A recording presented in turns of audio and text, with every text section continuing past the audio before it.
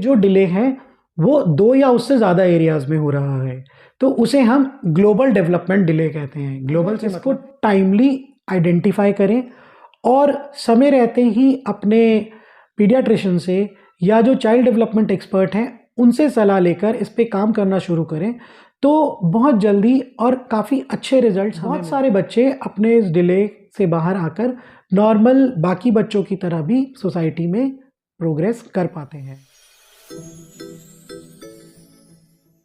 जय हिंद दोस्तों, मैं डॉक्टर कमल अग्रवाल आपका स्वागत करता हूं हमारे चैनल पे। आज हम बात करेंगे डेवलपमेंटल डिले इन चिल्ड्रन के बारे में। डेवलपमेंटल डिले से मतलब है बच्चों की ग्रोथ जो एक्सपेक्टेड है उसका ना होना।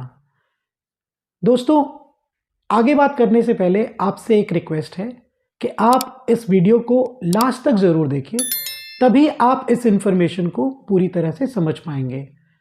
शुरुआत में वीडियो को काट देने से जो जानकारी हम आपको बताना चाहते हैं वो पूरी तरह से आपकी समझ में शायद ना आ पाए, तो आशा करते हैं आप इस वीडियो को अंत तक ज़रूर देखेंगे। अब बात करते हैं डेवलपमेंट डिले के बारे में। ये डेवलपमेंट डिले किसी भी एरिया में हो सकता है जो डेवलपमेंट को अफेक्ट करते हैं। कॉमन एरियाज जैसे कि हमारा फिजिकल ग्रोथ या gross and fine motor skills, उसके साथ में speech and language, hearing and vision हो सकती है। इसके अलावा बच्चे का सोशियो इमोशनल हो सकता है, कुछ अफेक्टेड हो, और कॉग्निटिव भी उसका खराब हो सकता है। तो डेवलपमेंट डिले किसी भी इन एरियाज़ में हो सकता है। इसके साथ में कभी कभी ऐसा देखा गया है कि जो डिले है वो 2 या उससे ज़्यादा एरियाज़ में हो रहा है, तो उसे हम ग्लोबल डेवलपमेंट डिले कहते हैं। ग्लोबल से मतलब है 2 और more areas of development that are affected in a child. तो दोस्तों, आज हम बात करेंगे कि डेवलपमेंट डिले के कॉजेज़ क्या रहते हैं, इसके कॉमन सिम्टम्स क्या होंगे और क्या ट्रीटमेंट होता है जब बच्चे में डेवलपमेंट डिले होता है। सबसे पहले बात करते हैं कॉजेज़ की। कोई एक पर्टिकुलर कॉज से डेवलपमेंट डिले हो ऐसा नहीं देखा गया है। काफ़ी फैक्टर्स के कंट्रीब्यूशन से जो बच्चे के बर्थ से लेकर उसकी आगे ग्रोथ जो हो रही है उनमें से कुछ भी अफेक्ट कर सकता है जिसकी वजह से बच्चे की डेवलपमेंट में प्रॉब्लम हो। कॉमन कंडीशंस जिनकी वजह से डेवलपमेंट डिले हो सकता है वो जेनेटिक या हेरिडिटरी कंडीशन हो सकती हैं, जैसे कि डाउन सिंड्रोम। कुछ मेटाबॉलिक प्रॉब्लम्स जो फिनाइल कीटोयूरिया एक्सेट्रा, मतलब कि बच्चे की बॉडी के अंदर जो मेटाबॉलिज्म है उसकी वजह से प्रॉब्लम हो सकती है, उसकी डेवलपमेंट अफेक्ट हो सकती है। ब्रेन इंजरी हो सकती है जो बर्थ के टाइम पर भी हो सकती है। कभी कभी अगर डिलीवरी के टाइम पे किसी तरह की इंजरी हो जिसकी वजह से सेरिब्रल पॉल्सी एक कंडीशन है जो हो जाती है, या ये बर्थ के बाद भी हो सकती हैं जो डेवलपमेंट को अफेक्ट करेंगी। साइकोसोशल ट्रॉमा, जैसे कि अगर बच्चे को बहुत ज़्यादा स्ट्रेस में रखा जा रहा है, घर का माहौल उस तरीके का है कि बच्चा साइकोलॉजिकली बहुत परेशान होता है, या बच्चे के साथ में फ़िज़िकल ट्रॉमा हो रहा है, घर पे उसको बहुत डांट डपट के साथ में रखा जाता है, तो इसका इफ़ेक्ट भी उसके माइंड पर पड़ता है। प्रेगनेंसी के टाइम अगर मदर कुछ चीज़ें ऐसी यूज़ कर रही हैं जैसे कि अल्कोहल या कुछ मेडिसिन्स वगैरह यूज़ करते हैं जो डॉक्टर की सलाह से ना ली जाएं, तो वो भी किसी तरह से आपके बेबी को अफेक्ट करेंगी और हो सकता है आगे चल के उसकी डेवलपमेंट में दिक्कत हो। कुछ बहुत सीरियस इन्फेक्शंस बहुत कम एज में बच्चे को हो गए हैं, तो वो भी उसकी डेवलपमेंट को अफेक्ट कर सकता है। जैसे कि हाई ग्रेड फीवर होने की वजह से अगर वो फीवर ब्रेन के ऊपर, जिसको हम एंसेफेलाइटिस कहते हैं, वो हो सकता है, तो उसकी वजह से डेवलपमेंट में इशू आएगा। कभी कभी सीवियर निमोनिया की वजह से भी डेवलपमेंट अफेक्ट हो सकती है।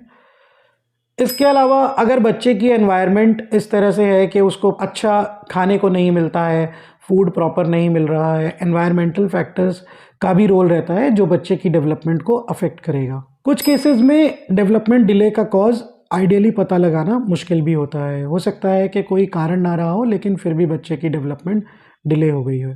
अब हम बात करेंगे science and symptoms of development delay. Commonly कुछ साइंस हमें शुरुआती एज में यानी कि इन्फेंसी में या पहले 1 साल में ही बच्चे में दिखने शुरू हो जाते हैं, लेकिन कभी कभी कुछ सिम्टम्स हमारे स्कूल एज या 4-1 साल की एज तक भी हमें पता नहीं चल पाते हैं। हमें उसका नोटिस तभी मिलता है जब बच्चा स्कूल जा रहा होता है या बाहर निकलता है। तो कॉमन सिम्टम्स जो हैं वो रहते हैं learning and developing more slowly than other children of the same age. बच्चा हमारा अपनी उम्र के बच्चों के मुकाबले स्लो डेवलपमेंट हो रही है उसकी, या चीज़ों को वो ठीक से समझ नहीं पा रहा है। इसके बाद rolling over, sitting up, crawling और walking much later than expected. Roll करना, बैठना उन बच्चों के मुकाबले जो उसकी एज के रहे हैं, हमारा बच्चा डिले कर रहा है। डिफ़िकल्टी कम्युनिकेटिंग और सोशलाइजिंग विद अदर्स, दूसरों के साथ में बात करना या बच्चों के साथ में खेलना, ऐसा हमारा बच्चा नहीं करता है। Lower than average scores on IQ test, अगर बच्चे का IQ करवाया जाए तो उसका स्कोर जो है वो एवरेज से कम आता है। डिफ़िकल्टीज टॉकिंग और टॉकिंग लेट, बात करने में किसी तरह की दिक्कत हो रही है या हमारे बच्चे ने बात करना देर से शुरू करा है, 2-2.5 साल की उम्र तक भी बच्चा हमारा ठीक से बोल नहीं रहा, तो हो सकता है उसमें डेवलपमेंट डिले का कुछ प्रॉब्लम हो। हैविंग प्रॉब्लम्स रिमेंबरिंग थिंग्स, चीज़ों को याद ना रख पाना, ये भी एक साइन हो सकता है। Inability to connect actions with consequences, इसको हम ऐसा समझना चाहें कि अगर बच्चा एक टेबल से जंप करने की पोजीशन में है तो वो ये जज नहीं कर रहा कि यहाँ से जंप करने पे मुझे चोट लग सकती है। Difficulty with problem solving and logical thinking, अगर कोई टॉय है उसका अप्रोप्रिएट किस तरीके से उसे खेलना चाहिए या लॉजिकली सोच के साथ में काम को करना, ऐसा बच्चा नहीं कर पा रहा है। एक झूले पर वो चढ़ गया है लेकिन चढ़ने के बाद अब उसको समझ नहीं आ रहा कि वो उतरे वापस कैसे। Trouble learning in school, school के अंदर जो भी एक्टिविटीज़ हो रही हैं उनको बच्चा ठीक से नहीं कर पा रहा है। टीचर जो बताती है उसको कॉपी में लिखना हो या बोर्ड से कॉपी करना हो, लर्निंग करनी हो, किसी बात को समझना हो, उसमें अगर उसे स्कूल में दिक्कत आ रही है। Inability to do everyday tasks like getting dressed और using the restroom without help, रोज़मर्रा की चीज़ें जैसे कि खुद से कपड़े पहनना या टॉयलेट वगैरह नीड के लिए खुद से जाना, नहाना, इस तरह की चीज़ों को करने में भी अगर बच्चे को दिक्कत आ रही है तो हो सकता है वो डेवलपमेंट डिले की तरफ बढ़ रहा हो। अब बात करेंगे थेरेपीज़ और ट्रीटमेंट फॉर डेवलपमेंट डिले। ऐसा देखा गया है कि डेवलपमेंट डिले का एज सच कोई क्योर नहीं है, ना ऐसी कोई दवाइयाँ हैं जिनको खिलाने से बच्चे का जो डेवलपमेंट है वो एकदम से इम्प्रूव कर जाएगा।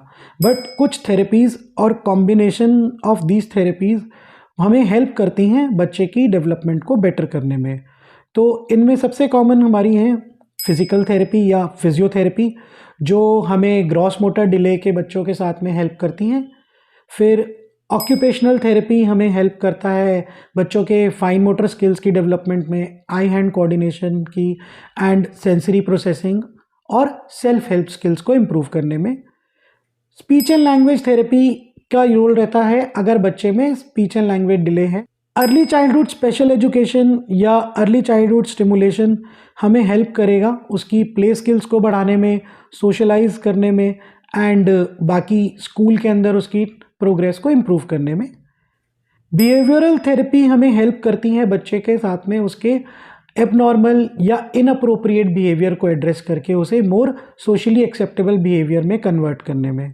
अगर कोई मेडिकल कंडीशन है जिसकी वजह से डेवलपमेंट डिले हुआ है तो उस कंडीशन का ट्रीटमेंट भी बच्चे को हेल्प करता है उस डिले को हटाने में, जिसका सबसे कॉमन एग्जांपल रहता है एपिलेप्सी, जो सीजर्स की प्रॉब्लम है।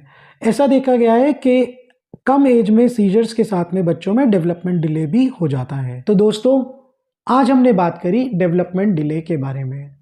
डेवलपमेंटल डिले ऐसी कंडीशन है जिसको लेकर हमें बहुत ज़्यादा परेशान होने की ज़रूरत नहीं है। अगर इसको टाइमली आइडेंटिफाई करें और समय रहते ही अपने पीडियाट्रिशियन से या जो चाइल्ड डेवलपमेंट एक्सपर्ट हैं उनसे सलाह लेकर इस पे काम करना शुरू करें तो बहुत जल्दी और काफ़ी अच्छे रिजल्ट्स हमें मिलते हैं अपने बच्चे की डेवलपमेंट में। उसका जो डिले है उसको हम ईज़िली एड्रेस कर पाते हैं और बहुत सारे बच्चे अपने इस डिले से बाहर आकर नॉर्मल बाकी बच्चों की तरह भी सोसाइटी में प्रोग्रेस कर पाते हैं। आशा करते हैं आपको आज का हमारा वीडियो पसंद आएगा और आप इसको लाइक ज़रूर करेंगे। चैनल पे नए हैं तो इसको सब्सक्राइब कीजिए एंड अपने फैमिली मेम्बर्स में, फ्रेंड्स में इसको शेयर कीजिए ताकि ये इन्फॉर्मेशन और इस तरह की और जानकारी उनके भी काम आ सके। आज के लिए इतना ही। धन्यवाद।